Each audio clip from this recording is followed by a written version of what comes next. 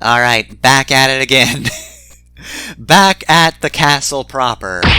Don't worry though, if you did the secret dungeon, you'll actually just pick up right after the mini-boss, so... Unfortunately, we don't get to see Werewolf again. The good news is, we don't have to fight Werewolf again. Oh hey, and I used the final spell of the game. It's just called Magic, and it is broken.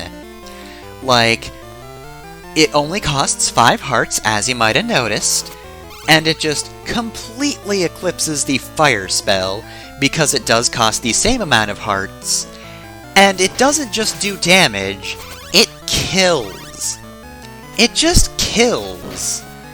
So, like, you don't need the fire spell at all, because this is no more expensive, and it does more than just do damage, so if I decided I didn't like this guy, I could just remove him.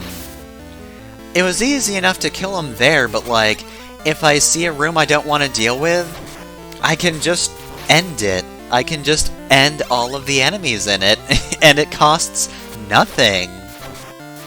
Of course, you don't get to use it for a very long stretch, because we are at the final part of the final level. In fact, at this point, we should be climbing up the final tower. And yeah, I did not feel like dealing with that. So yeah, you don't get to use it for long, but hey, it's gonna clear the rest of the final dungeon for you, so you might as well use it.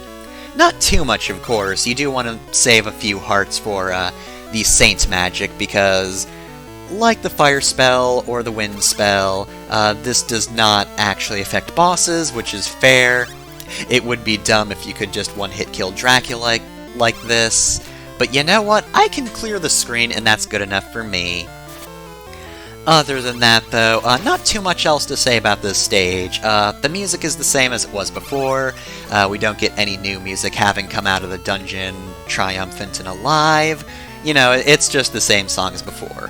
It's good, but like, you know, not much else to say about it.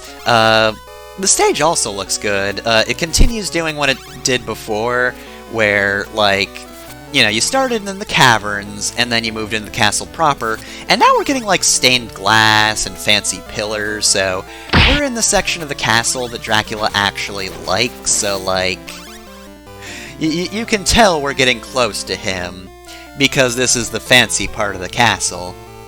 In fact, I think we're actually at the end, aren't we? Yep, I'm switching to Saint Magic, which means we should be at the throne room, which is weirdly low in the castle, but whatever. I won't complain. Sonia leaps back dramatically. So we've got Dracula here, who actually looks pretty creepy in this game. He's got black eyes, he's kind of imposing. Also, probably the worst song in the game right here, this cutscene theme. It's very crunchy, and that's pretty much it.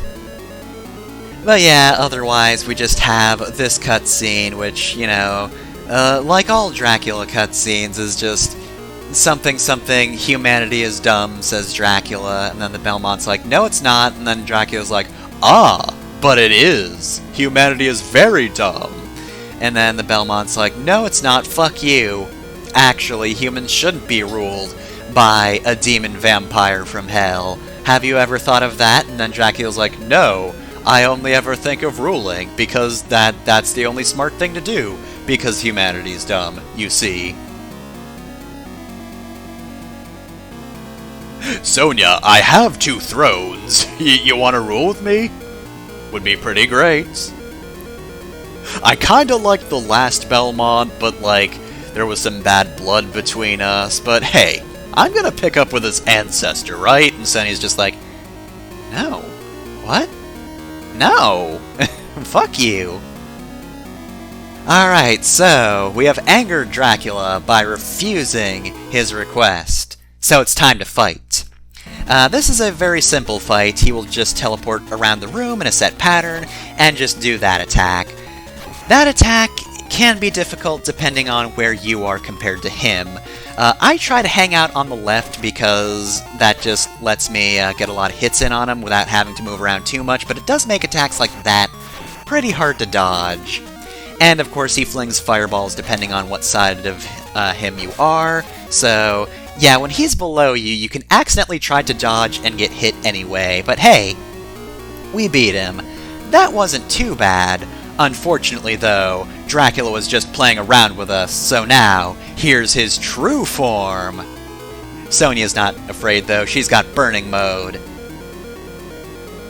See, he's been toying with us. He's gonna get serious. That's literally what he said. I forgot that was the line. Anyway, final boss time. We get a kick-ass version of Vampire Killer. This is such a good remix of Vampire Killer. I love this one so much, and it's so fitting for a final boss. God, it's so good. I just want to talk about this song, but real quick. This phase of the fight works more or less the same. Dracula's head will teleport around the room to predetermined spots, and he will just fling out fireballs. In a different pattern this time, he'll fire them all around him, but otherwise it's just as predictable, and the main difficulty just comes from when he teleports next to you. Are you ready? Because you could move around the room a lot, but doing so will decrease the amount of time that you have to hit him. But of course, oh no! Anyway, of course, I guess Dracula hasn't lost to a human before, has he? He just peaced out before he had to fight Leon. Anyway, though, yeah, very good remix of Vampire Killer. And not too bad a final boss. In fact, you might want to actually save Burning Mode for the first phase. I genuinely think the first phase is harder. Like, his burst attack actually is, like, easier to dodge around, I would say, than just the straight fireballs, or maybe it's just the position of the platforms. Either way, though, I, of course, saved Burning Mode for the end for dramatic effect, because it's way cooler if Sonia just gets a battle aura and just starts whipping like mad and just beats up Dracula's dumb head until it explodes, separate from his background body.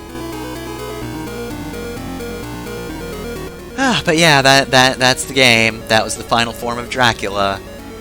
Or at least it would be. However, Dracula is very confident. Because, of course, blah blah blah, darkness in the hearts of men, or light in the world, whatever. Yeah, darkness, blah blah blah, I've heard it, Dracula, I know. Worse villains than you have given this speech, I'm well aware. And, of course, as long as you know there's more than 2 Castlevania games, you're also probably aware that Dracula will be back. But Sonia is not afraid. I mean, well, she's ready to be a vampire hunter again, but that's not usually how that works out. But it's nice that she's like, hey, I'm not super jazzed on killing you. I want to save your soul. I hope you become a better person. Improve whilst you are in hell, please.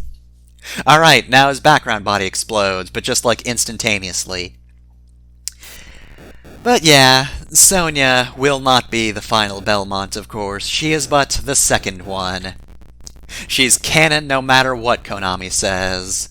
Don't care what Iga says, don't care what Konami says, she's canon to me, damn it.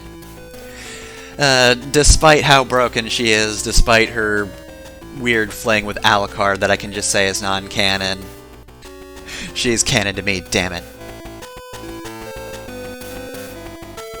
So yeah, I guess that means Sonia finally brought the light of justice, or whatever it is she was supposed to bring at the start, which means she can finally let her hair down. My hair will be in a braid until I save Transylvania. And yeah, even the game knows, like, hey, yeah, you know there are other Castlevanias. We're just saying this is the first story, until Konami decided it wasn't. But of course, while it's not the first story anymore, they did know already it won't be the last. But that's a story for another day. Our hit score was apparently 567. Is that the number of hits or number of enemies? Probably hits, not enemies. I don't think I killed 500 enemies in this game. Anyway, Castlevania Legends. Not much to say about it. I don't mind the slowness too much. It's just The level design isn't the best in the Castlevania series.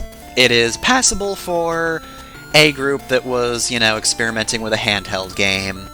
It would not be the worst game to have for your Game Boy. It's still pretty fun, other than when the game just decides to throw enemies at you during a screen transition, or right after one, rather. And, mechanically there's not much to it.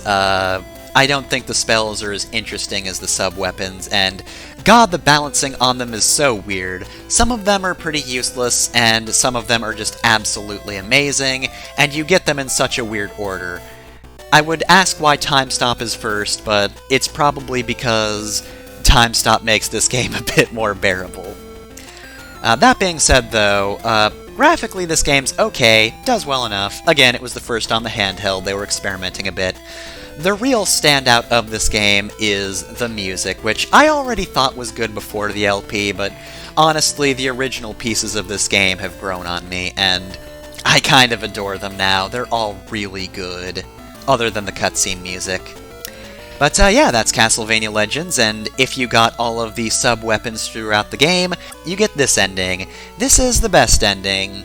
Again, it's not necessary, but it's pretty much bridging the gap to the next game in the series, which is Castlevania 3, because Sonia Belmont is the mother of Trevor Belmont. Yeah, that's right, that bastard that you all know and love.